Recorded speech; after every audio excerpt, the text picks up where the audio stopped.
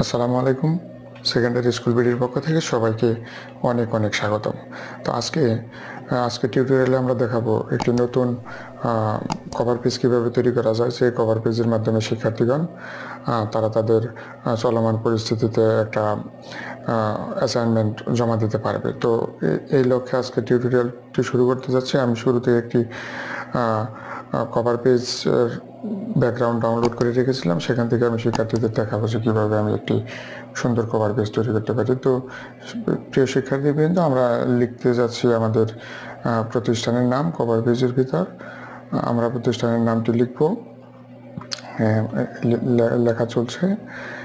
তো এটাকে একটু টেনে বড় করে দেব সাইজ মতো, একটু ড্রাগ করে বড় করে সেটাকে যথাস্থানে বসানোর চেষ্টা করবো। এটাকে একটু বড় করে নেব। সাইজটাকে আমরা কত দিলে ভালো হয়? 48 না, একটু ছোটো করতে হবে যেহেতু রেঞ্জের বাইরে চলে যায়। তো এটাকে একটু বোল্ড করে মোটা করে দিই। তারপরে এটাকে অ্যাডজাস্ট করে মাঝখানে নিয়ে আসবো।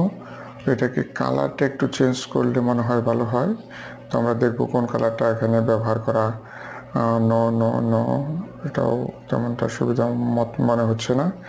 তো আমরা দেখি কোন কালারটা, এটা অনেকটা ভালো লাগছে আমার নিকট, তো সেটাই থাকবে। তারপর নিচে চলে যাব পরের লাইনে। সেখান থেকে মধুপুরকে কপি করে নিয়ে আসলে আমাদের একটু সুবিধা হয়, তাহলে অনেকগুলো চেঞ্জ করা প্রয়োজন পড়ে না। মধুপুর, টাঙ্গাইল। লেখা শেষ। এবার আমরা এটাকে একটু সাইজ করবো, অ্যালাইনমেন্ট করে মাঝখানে নিয়ে আসলাম। এটাকে বক্সটাকে ছোট করে যতটুকু আমার প্রয়োজন ততটুকু রাখবো। এটাকে যথাস্থানে বসাবো। বসিয়ে নিচ্ছি। তবে কালারটা একটু ভিন্ন হলে মনে হয় ভালো হতো, তো কালারটাকে আমরা একটু চেঞ্জ করে দেব। এটাই, এই কালারটাই একটু ভালো লাগে। তো এটা শিক্ষার্থীদের ইচ্ছা করলে কালার প্রিন্টও করতে পারবে এবং সাদা কালো প্রিন্টও করা সম্ভব। এটাকে ড্রাগ করে আমরা উপরে নিয়ে এটাতে আমরা লিখে দেবো অ্যাসাইনমেন্ট, এটাতেই লিখে দিই এই বক্সটাতে। তো এটাকে আমরা লিখব, ফন্টটা চেঞ্জ করে নিই। তারপর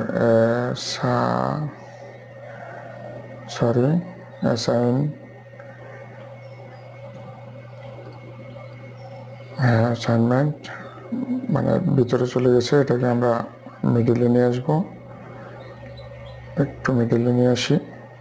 তো প্রিয় শিক্ষার্থী, তোমরা দেখতে পাচ্ছ যে কীভাবে একটি অ্যাসাইনমেন্টের কভার তৈরি করা হয়। তো আমরা দেখতে পাচ্ছি যে একদম সাদা দেখা যাচ্ছে। এটার পেছনে আমরা একটা ব্যাকগ্রাউন্ড লাগিয়ে দেবো। তো ব্যাকগ্রাউন্ড লাগালে মনে হয় ফরম্যাট থেকে ব্যাকগ্রাউন্ড নিয়ে একটা ব্যাকগ্রাউন্ড এখানে লাগিয়ে দিই। কোন কালারটা ভালো লাগে যেটা বেশি ফুটে উঠবে সেটাই আমরা এখানে ব্যবহার করব। তবে খুব বেশি গাঢ় কালার নয়। ওকে,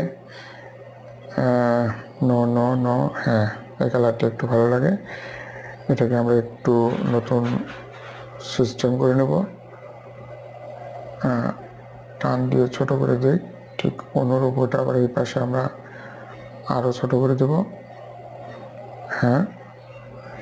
একটু বড় করে দিই উপরের দিকে। না, লেখাটা দেখা যাচ্ছে না আসলে। লেখাটাও মনে হয় কেটে গেছে।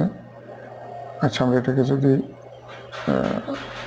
আর একটু বড় করে নিই, আর একটু, তবু উপরে লেখাটা কেটে যাচ্ছে। তো এটাকে মাঝখানে নিলে মনে হয় ক্লিয়ার হবে। খুব সুন্দর। তো এটাকে আর নতুন কিছু করার তেমন প্রয়োজন নেই, আপাতত এরকমই থাকুক।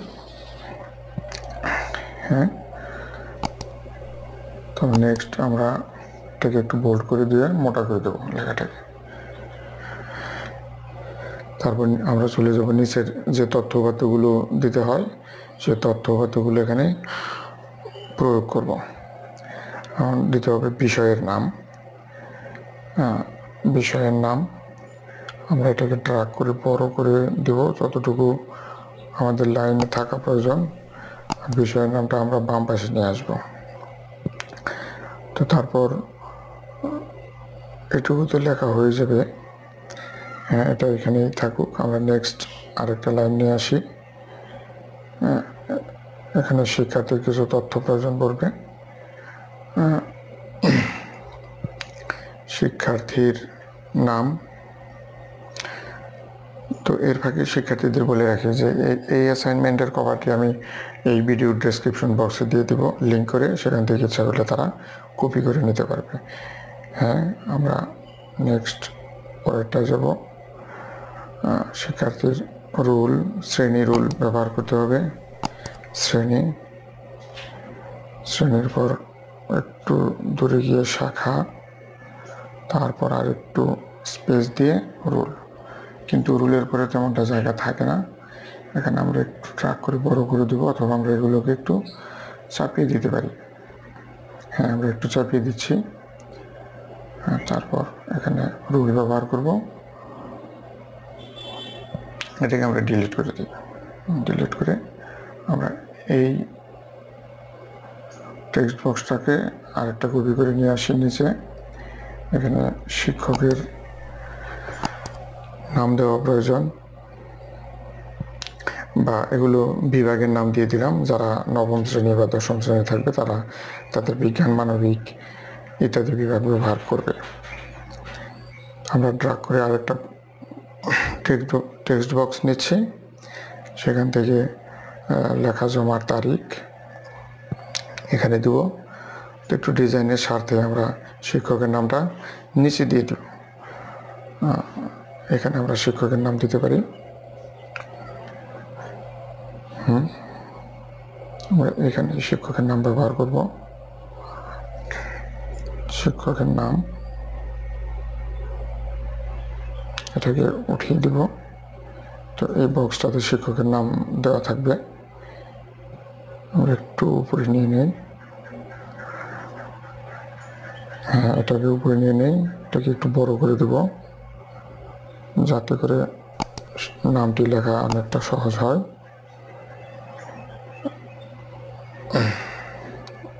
ডাক করে এটাকে ছোট করে নিই। হ্যাঁ, তারপর লেখাটা যেন কেমন হলে একটু ডিজাইনটা চেঞ্জ করব। ফন্ট নেম চেঞ্জ করে একটা স্বাভাবিক ফন্ট আমরা ব্যবহার করব। দেখি কোনটা ব্যবহার করা যায়। আমরা এই ফন্টটা ব্যবহার করতে পারি। বোল্ড করে একটু বড় করে নিই, একটু মোটা করে নিলাম। এখন আমরা এটাকে ফরম্যাটে দিয়ে এটার পিছনে একটা ব্যাকগ্রাউন্ড ইউজ করলে কেমন দেখা যায় আমরা একটু দেখব। হ্যাঁ, এটা দেওয়া যায়। তো এটাকে